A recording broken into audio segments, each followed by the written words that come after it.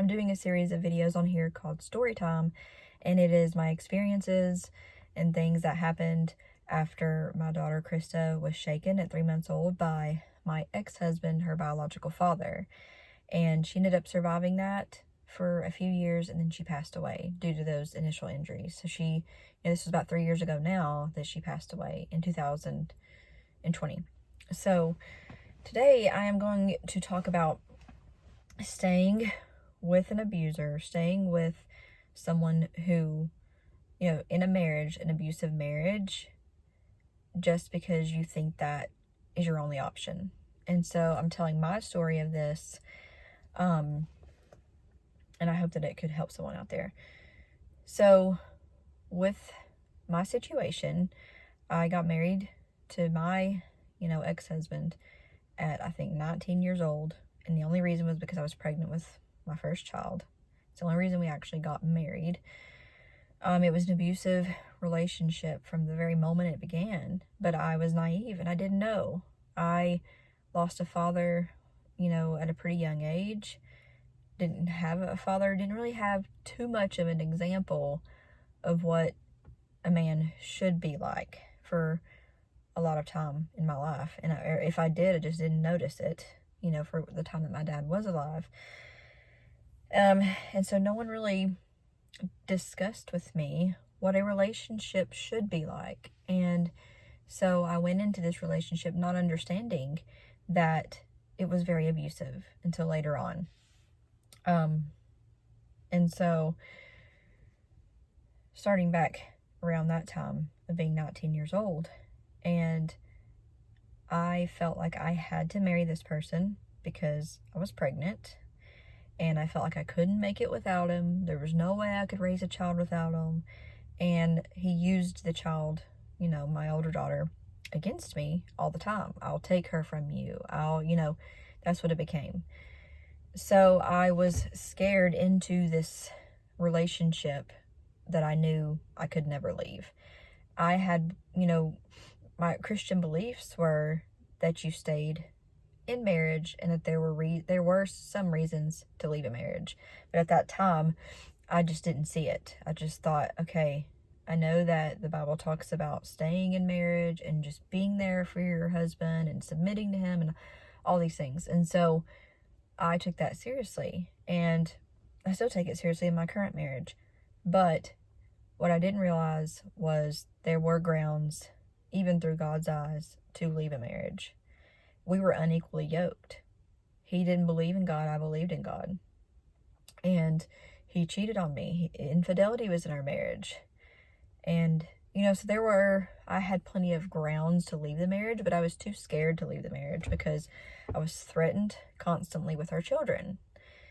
So I used to be that person who would look at a woman, staying in a domestic abuse or domestic violence situation, like, you're such an idiot.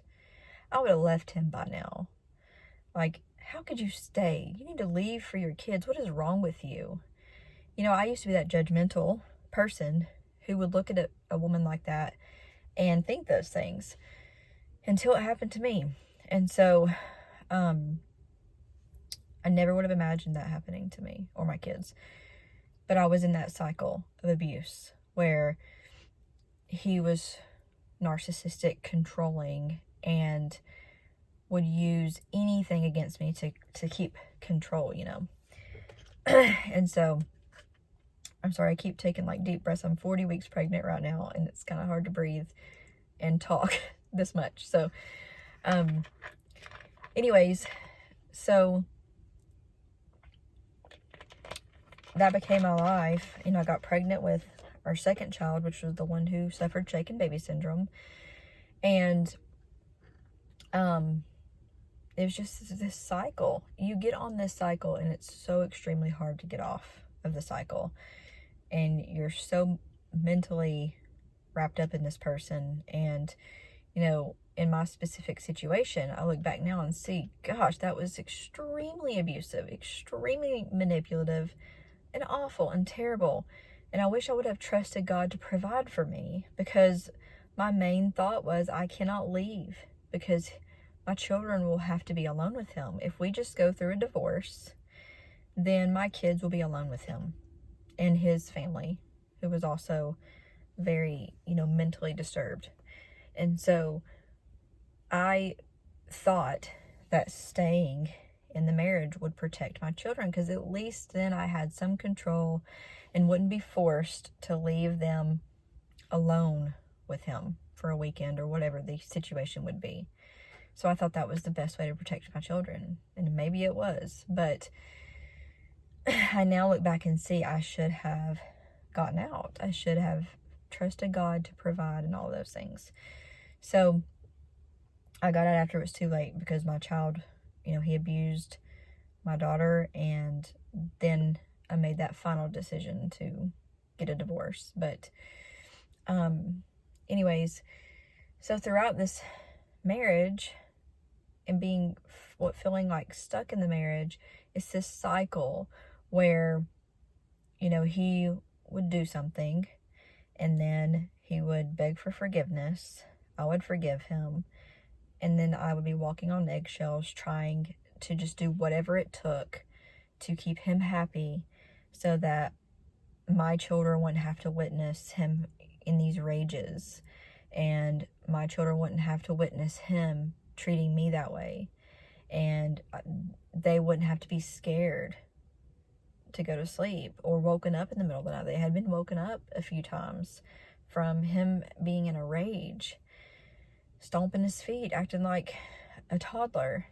And, so it's just stuck in a cycle, and you really are stuck in some ways, and you really feel stuck, and it's so extremely hard to leave, and you don't know what to do. And it's not like you can just go casually have this conversation with people, because then you have either been manipulated by the person to not have friends, to not talk to people, to, basically brainwashed into thinking, if I tell people about what my husband is really like, how he abuses me, they're going to think that I'm crazy for not leaving. They're going to tell me, oh, you need to leave him, but not give me any real help, not tell me, hey, I have a place for you to live, I'm going to help you. No one gives actual helpful advice, it seems like. And then you would be ashamed if you chose to take him back. They would call you dumb, they would judge you, and they would eventually not want to talk to you no more, because you would keep taking them back, which is sometimes what you need. You don't need to be enabled in that situation. But anyways, so for me, I got caught up in that cycle, and it seemed there was no way out. So eventually I was forced to make a way out, because he shook our child. There was this final abuse, and then I had to leave. And I took that situation and thought, this is an opportunity to leave for good. And so I filed for divorce in that situation. Anyways, so we finally did get free from him, but it was too late. And so, looking back, I wish I had done something sooner, because my daughter might still be here if I had. And that's the seriousness of the conversation. That's the seriousness of this story. If I had left that situation, my daughter Krista may still be here. She'd be 6 years old, walking around. She'd be coming up to my door right now, asking me, Mommy, what are you doing? Like, that's the realness of the scenario. She would still be here, and I would get to see her, here on earth. But hopefully by sharing that story, it could help someone else, encourage someone else to leave if you've got to leave, to allow God to provide for you, because he will. He'll provide people, he'll provide things. You just got to be open to it, and you got to make the decision to go. So if you're in a scary situation, someone out there will help you, and you can pray and ask God to provide that for you. But I just wanted to share this story. This is part of our story. I wanted to share this, and I will talk to you on the next video.